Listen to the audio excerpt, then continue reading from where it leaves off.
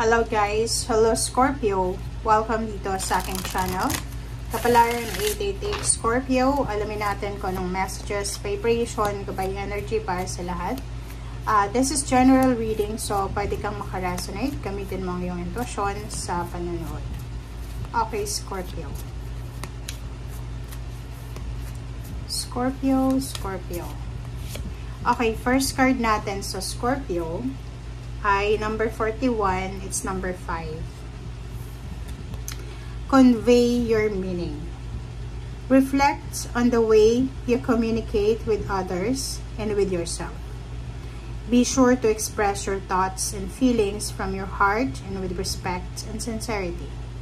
Scorpio, itong message na to ng bara sa'yo, sinasabi na kailangan nating isipin ng mabuti, ng maayos, kung paano tayo makikipag-communicate sa ibang tao and at the same time sa ating sarili. Kailangan natin na iparating yung tamang mensahe na gusto nating iparating. Kailangan nating express yung ating isip, ang ating feelings galing sa ating puso. Okay? With respect and sincerity. Siguro yung ibang Scorpio, magtataka kayo, bakit ganito yung message? Pwedeng yung iba sa inyo, marami kayong gustong sabihin, pero hindi nyo masabi-sabi. Bakit? Kasi, mas prefer nyo na tumahimik na lang. Dito sinasabi ng barahan na, express mo kung ano yung nararamdaman mo. Express your thoughts, your feelings, your emotion. Kasi kung hindi mo ini-express, walang tao na makakaintindi sa'yo. 'Di ba? So, iwasan natin yung cold treatment na kahit galit na galit ka na, hindi ka nagsasalita, or parang hindi mo sinasabi kung ano yung mali. So, mahihirapan yung mga tao sa'yo na intindihin or alamin kung ano yung, bakit ba galit si Scorpio? Bakit ba siya irita? Parang ganun. So, kung may gusto kang sabihin, sabihin mo. Kung may gusto kang iparating mo. Okay? Okay. So, first quarter moon in Gemini. Ganun din. So, nakikita ko sa'yo dito, Scorpio, na siguro, speak your world into being. Siguro masyado kang, tahimik. Kahit marami kang gustong iparating, like, galit na galit ka na sa asawa mo, sa boyfriend, girlfriend, sa kapatid, sa magulang, kinikim-kim mo lang. So, dito sinasabi, ilabas mo yan. Ilabas mo yan kasi hindi yan mabuti na andyan lang yan sa iyong puso. Diba? Minsan, yung iba nagkaka-stress, depression, anxiety, dahil hindi nila ma-express yung kanilang emotion and feelings.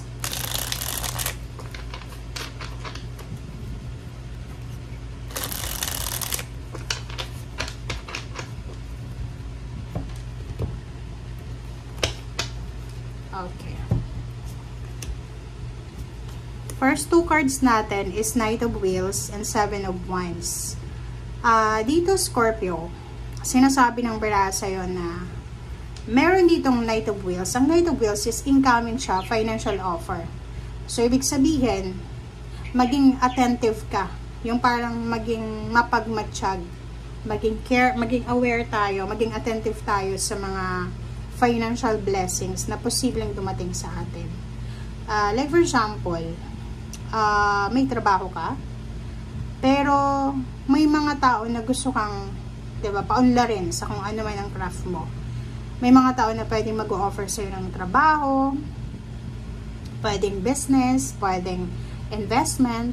Siguro gusto nilang mag-invest sa talino mo, sa galing mo. And sinasabi ng Seven of Wands dito na proteksyonan mo daw 'yon. Okay? Kailangan mong proteksyonan kung ano, eto na parating sa'yo na financial blessings and financial prosperity. Kasi minsan, dahil sa sobra tayong abala sa bagay na wala namang kwenta, hindi natin napaproteksyonan yung dapat proteksyonan. Okay?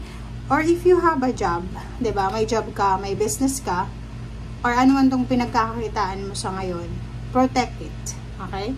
Huwag mong sayangin. Ang daming unemployed ngayon, 'di ba? So, siguro yung sinasabi sa'yo dito, iwasan mo yung sobrang absent, iwasan mo i-take for granted yung trabaho kasi mahirap, lalo na kung ikaw ay nangangailangan ng pera.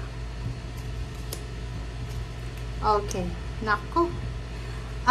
Five of Wands, and then Page of Cups. Nakikita ko sa'yo dito, may Scorpio na posibleng mayroon kang kaaway. May nakaaway ka siguro, this one is past. Pwedeng nakaaway mo, nakadiskusyon, nakadebate, yung parang hindi maganda yung terms yung dalawa. Okay? So, dito sa Five of Wands, sinasabi na marami ka sigurong mga tao na ka-misunderstanding. And, sinasabi ng barahan na posibleng makakatanggap ka sa kanila ng apology. Okay? Pwedeng mahihingi sa'yo ng tawad, pwedeng dati mo tong kaaway, or dating kaibigan, or kamag-anak na nakasakit sa'yo. Okay? Or pwedeng ikaw yung nakasakit na kailangan yung vice versa na humingi ng tawad pareho. Okay. Eight of Swords. Eight of Swords, nakikita ko sa'yo dito, Scorpio, na merong iba sa inyo dito na masyado kayong nag-iisip ng negative. Diba? Yung mga self-imposed negativity, guys. Self-imposed na restriction. Yung parang, wala naman dapat na ikalungkot, nalulungkot. Walang dapat na ipag-alala, nag-aalala. Parang ganun.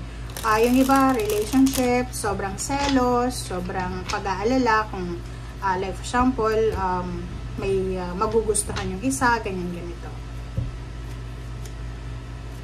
Okay. So, dito naman sa Ten of Wands and King of Wands, nakikita ko sa'yo dito, paparating to. Pwedeng hindi pa to sa kasalukuyan, pero sinasabi na pwedeng sa loob ng company or sa loob ng trabaho, posibleng kung bago tong trabahong papasukin mo, wina-warningan ka ng barahan na itong bagong trabahong ito ay pwedeng napakahirap ng trabahong to.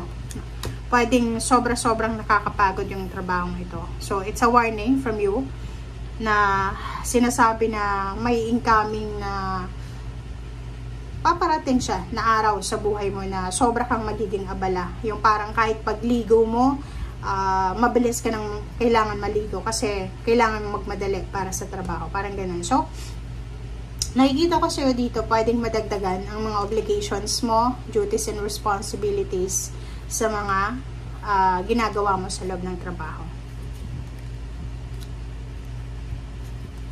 Okay.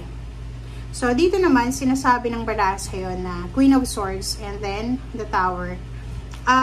May asawa ka ba? Live-in partner? Boyfriend, girlfriend?